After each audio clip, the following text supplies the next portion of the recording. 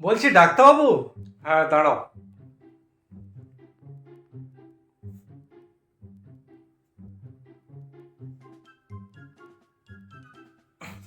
এই 6টা 7টা পরীক্ষা লিখে দিলাম, এই 6টা 7টা পরীক্ষা করে এসো। আগে কি হয়েছে সেটা তো শুনুন। আচ্ছা, তুমি ডাক্তার না আমি ডাক্তার? আপনি ডাক্তার? হ্যাঁ, তাহলে এই 6টা 7টা পরীক্ষা করে এসো। আর 1 মিনিট। আর এই 20-30 হাজার টাকার ওষুধ দিলাম, এটা মানে না খেলেও চলে, তবে কিনে রাখবে। আর আমাদের দোকান থেকেই কিনবে, অন্য দোকান থেকে কিনলে কিন্তু কাজ হবে না। এই নিচে লেবে ডান হাতে আমাদের দোকান আছে, ওখান থেকেই কিনে রাখবে। আরে কি হয়েছে সেটা তো শুনুন। আরে ওসব আমার জানার দরকার নেই, এই কটা কিনে রাখো।